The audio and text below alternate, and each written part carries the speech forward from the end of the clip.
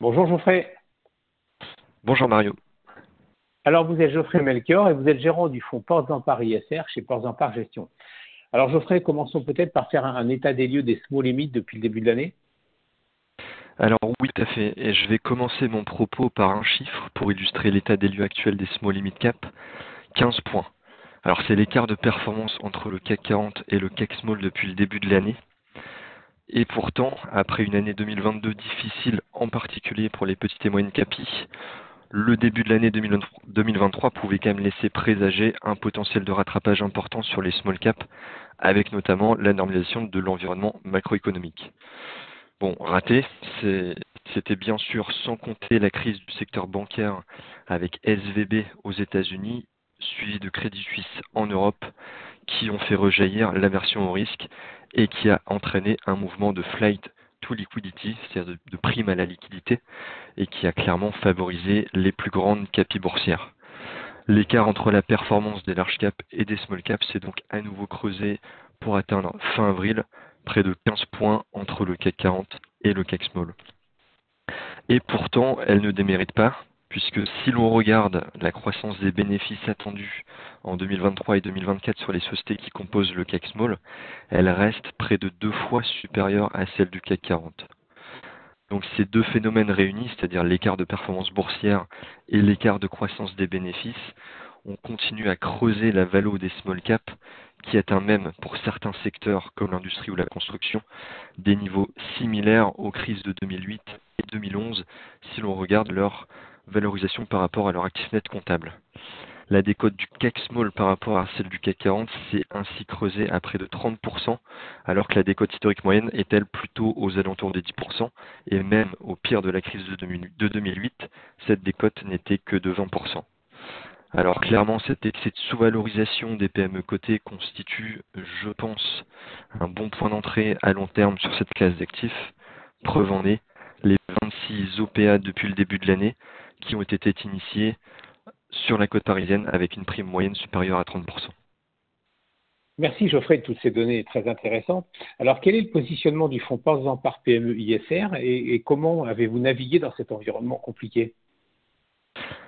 Alors, déjà pour rappel, en quelques mots, Ports Empare PME ISR, c'est le fonds historique de la gamme de Ports Empare Gestion, avec un track record de plus de 20 ans, qui fait ressortir une performance annuelle de plus 7% depuis sa création en décembre 98.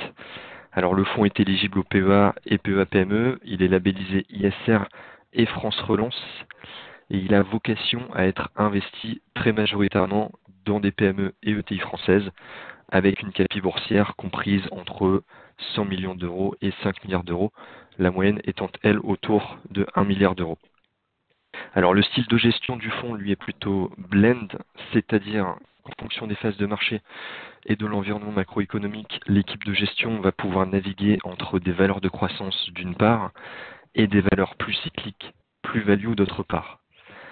Alors aujourd'hui, par rapport à notre positionnement actuel dans le fonds, nous étions revenus déjà sur des valeurs cycliques courant 2022 sur des sociétés comme Manitou qui fabrique des équipements de manutention ou encore Lectra qui fabrique des équipements pour l'industrie textile et automobile.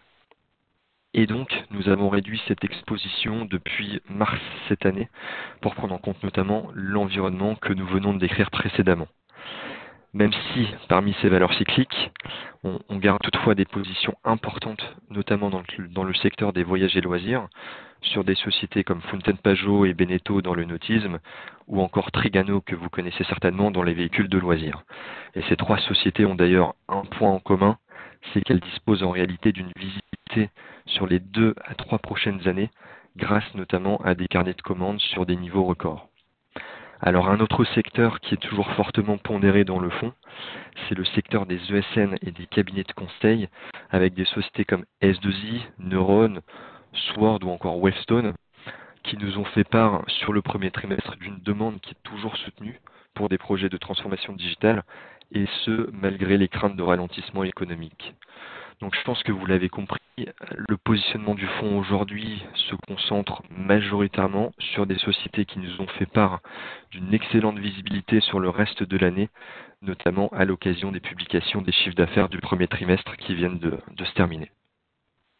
Bien, c'est très clair en effet. Alors, pouvez-vous revenir plus en détail sur, par exemple, deux principales positions du fonds pour illustrer vos propos? Alors oui, tout à fait. La première, je pense que beaucoup d'ailleurs d'entre vous en ont déjà entendu parler depuis que le titre est monté jusqu'à plus 50% au cours de la séance du 27 avril. Et pourtant, ce n'est pas une biotech. Il s'agit de SES-imagotag, qui figure dans le top 5 du fonds depuis septembre 2021. Alors SES-imagotag, c'est le leader mondial du marché des systèmes d'étiquetage électronique destinés au monde du retail. C'est clairement l'acteur le mieux positionné pour répondre aux enjeux de digitalisation du commerce physique, avec notamment sa plateforme Fusion et son pipeline de plus d'1 milliard d'étiquettes. Et SES-imagotag, c'est aussi 3 fois plus de dépenses en R&D que son principal concurrent, le suédois Pricer. Et la société, d'ailleurs, en tire aujourd'hui clairement les fruits avec cette annonce du 27 avril dernier de son premier contrat avec le géant américain Walmart. Alors ce contrat prévoit pour l'instant le déploiement de 60 millions d'étiquettes dans 500 magasins pour un total estimé aux alentours de 300 millions d'euros. Mais l'élément essentiel de cette annonce réside surtout dans la montée de Walmart au capital de SES-imagotag, qui est conditionné à des dépenses effectuées par Walmart. Alors, Walmart pourra ainsi détenir jusqu'à 10% du capital si les dépenses totales atteignent 3 milliards de dollars, et ce chiffre correspond finalement à un déploiement dans la totalité des 4750 magasins Walmart et peut donc laisser penser que ce premier contrat Walmart puisse être le premier d'une longue série, alors même que d'autres grands retailers mondiaux pourraient être intéressés de suivre les traces de Walmart. Alors la deuxième valeur que je souhaiterais évoquer aujourd'hui et qui figure également dans nos principales positions, c'est Mersen. Alors Mersen, c'est l'expert mondial des spécialités électriques et des matériaux avancés pour des industries de pointe telles que les semi-conducteurs, les énergies renouvelables ou encore la voiture électrique. Je pense que d'ailleurs certains d'entre vous en ont également entendu parler ces derniers jours, puisque la société vient de réaliser avec succès une augmentation de capital de 100 millions d'euros avec une demande totale qui était plus du double à plus de 200 millions d'euros. Et ces fonds vont donc permettre au groupe de changer clairement de dimension et devenir un acteur clé, notamment du carbure de silicium. C'est un matériau semi-conducteur innovant particulièrement intéressant pour les enjeux de la mobilité électrique et des énergies renouvelables. Et sur ces domaines-là, justement, la société a signé 2 contrats majeurs. Donc le premier avec Wolfspeed aux États-Unis, qui est un des leaders mondiaux dans la fabrication de semi-conducteurs en carbure de silicium. Et ce contrat pourrait représenter un chiffre d'affaires de 400 millions de dollars sur 5 ans. Le deuxième contrat, lui, avec ACC, qui est un des acteurs montants de l'industrie européenne des batteries, qui bénéficie d'ailleurs de nombreuses subventions de l'Europe. Et Mersen pourra du coup lui fournir des barres d'interconnexion intelligentes pour les nouvelles générations de batteries des voitures électriques. Donc ces récents événements donnent clairement au management de Mersen toute la visibilité nécessaire pour réaliser sa nouvelle feuille de route plutôt ambitieuse et qui prévoit d'atteindre un chiffre d'affaires autour de 1,7 milliard d'euros. Alors en guise de conclusion, je pense que ces deux sociétés, SES-imagotag et Mersen, illustrent parfaitement notre positionnement actuel dans le fonds Portzamparc PME ISR et surtout notre volonté aujourd'hui de privilégier des sociétés ayant une excellente visibilité sur son activité malgré le ralentissement de l'économie mondiale. Eh bien, merci Geoffrey, c'était très intéressant. Nous ferons avec vous d'ailleurs un point dans le courant du deuxième semestre pour voir comment se comporte et comment évolue le segment des small et mid et comment se comporte notamment le fonds Portzamparc PME ISR. À très bientôt Geoffrey, une bonne journée, au revoir. Merci Mario, merci de votre écoute. Au revoir.